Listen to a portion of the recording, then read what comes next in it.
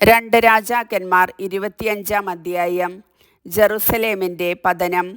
സെദക്കിയായുടെ 9-ാം ഭരണവർഷം 10-ാം മാസം 10-ാം ദിവസം ബാബിലോൺ രാജാവായ നബുക്കദ്നേസർ സകല സൈന്യങ്ങളോടും കൂടെ വന്ന് ജെറുസലേമിനെ ആക്രമിച്ച് ചുറ്റും ഉപരോധമേർപ്പെടുത്തി.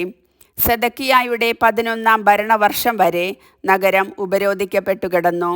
4-ാം മാസം 9-ാം ദിവസം നഗരത്തിൽ ക്ഷാമം വളരെ രൂക്ഷമായി. ജനത്തിന് ഭക്ഷിക്കാനൊന്നുമുണ്ടായിരുന്നില്ല. കൽദായർ നഗരം വളഞ്ഞിരുന്നെങ്കിലും കോട്ടയിൽ പിളർപ്പുണ്ടാക്കി. രാജാവും പടയാളികളും രാജകീയോദ്യാനത്തിനടുത്തുള്ള 2 ചുമരുകൾക്കിടയിലുള്ള വാതിലിലൂടെ രാത്രി പലായനം ചെയ്തു. അരാബയെ ലക്ഷ്യമാക്കിയാണ് അവർ പോയത്.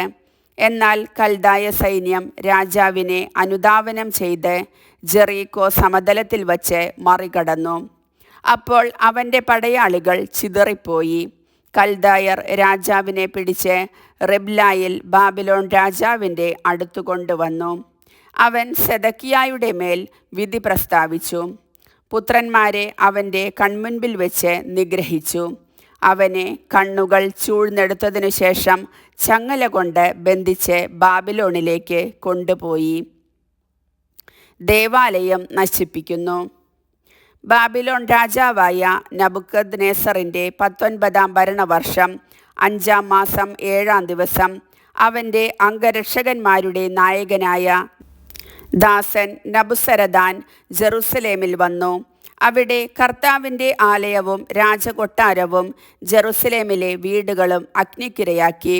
മാളികകൾ കത്തിച്ചാമ്പലായി. അവനോട് കൂടെ ഉണ്ടായിരുന്ന കൽദായ സൈന്യം ജെറുസലേമിന് ചുറ്റുമുള്ള കോട്ട തകർത്തു.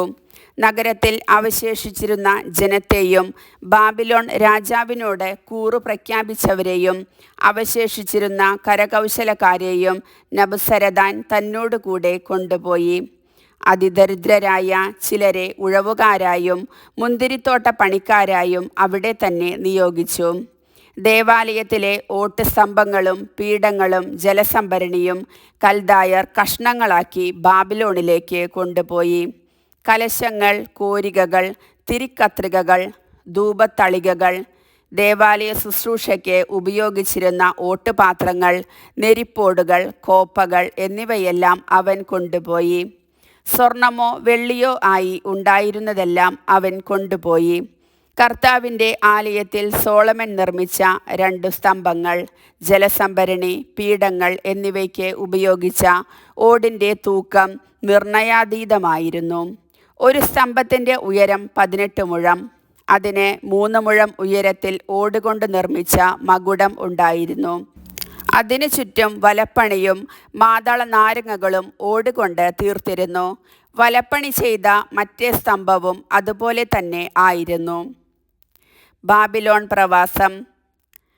കാവൽ പടനായകൻ മുഖ്യപുരോഹിതനായ സെറായിയായെയും സഹപുരോഹിതനായ സെഫാനിയായെയും വാതിൽ സൂക്ഷിപ്പുകാർ 3 പേരെയും നഗരത്തിലെ ഒരു സേനാപതിയെയും രാജസഭാംഗങ്ങളിൽ 5 പേരെയും സൈന്യാധിപൻ്റെ കാര്യസ്ഥനെയും ഇവനാണ് ജനത്തെ വിളിച്ചുകൂട്ടിയിരുന്നത്. നഗരത്തിൽ നിന്ന് വേറെ 60 പേരെയും റിബ്ലായിൽ ബാബിലോൺ രാജാവിൻ്റെ അടുത്തുകൊണ്ടു ചെന്നു. രാജാവ് അവരെ ഹമാത്തിലെ റിബ്ലായിൽ വെച്ച് വധിച്ചു. അങ്ങനെ യൂദ നാടുകടത്തപ്പെട്ടു.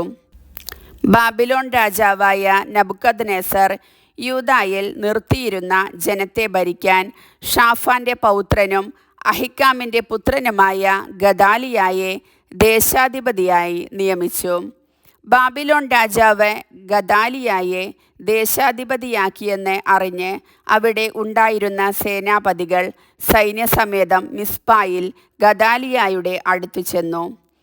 അവർ നെത്താനിയായുടെ മകൻ ഇസ്മായേൽ, കരയായുടെ മകൻ യോഹനാൻ, നെത്തോഫാത്യനായ തൻഹുമേത്തിൻ്റെ മകൻ സെറായിയ, മക്കാത്യൻ്റെ മകൻ യാസനിയ എന്നിവരായിരുന്നു. ഗദാലിയ അവരോടും സൈന്യത്തോടും സത്യം ചെയ്തു പറഞ്ഞു, കൽദായ അധികാരികളെ ഭയപ്പെടേണ്ട. നാട്ടിൽ താമസിക്കുവിൻ. ബാബിലോൺ രാജാവിനെ സേവിച്ച് നാട്ടിൽ താമസിച്ചു കൊള്ളുവിൻ. എല്ലാം ശുഭമാകും. എന്നാൽ 7-ാം മാസം രാജകുടുംബാംഗമായ എലിഷാമായുടെ പൗത്രനും നെത്താനിയായുടെ പുത്രനുമായ ഇസ്മായേൽ 10 പേരോടൊപ്പം മിസ്പായിൽ ചെന്ന് ഗദാലിയായെയും കൂടെയുണ്ടായിരുന്ന കൽദായരെയും ആക്രമിച്ചു വധിച്ചു. കൽദായരെ ഭയപ്പെട്ട് കുലീനരും താഴ്ന്നവരുമായ ജനമെല്ലാം സേനാപതികളോടൊപ്പം ഈജിപ്തിലേക്ക് തിരിച്ചു. യൂദാ രാജാവായ യെഹോയാക്കിൻ്റെ വിപ്രവാസത്തിൻ്റെ 37-ാം വർഷം എവിൽ മെരോദാക്ക് ബാബിലോൺ രാജാവായി ഭരണമേൽക്കുകയും ആ വർഷം 12-ാം മാസം 27-ാം ദിവസം യെഹോയാക്കിനെ സൗമ്യനസ്യത്തോടെ മോചിപ്പിക്കുകയും ചെയ്തു. രാജാവ് അവനോട് കാരുണ്യപൂർവ്വം സംസാരിക്കുകയും ബാബിലോണിൽ അവനോട് കൂടെ ഉണ്ടായിരുന്ന രാജാക്കന്മാരെക്കാൾ ഉയർന്ന സ്ഥാനം അവന് നൽകുകയും ചെയ്തു. അങ്ങനെ യെഹോയാക്കിൻ കാരാഗൃഹ വസ്ത്രങ്ങൾ ഉപേക്ഷിച്ചു. ജീവിതകാലം മുഴുവൻ പതിവായി രാജാവിനോടൊത്ത് ഭക്ഷണം കഴിച്ചു. രാജാവ് അവന് മരണം വരെ ദൈനംദിനാവശ്യങ്ങൾക്ക് പണവും നൽകിപ്പോന്നു. കർത്താവിൻ്റെ വചനം.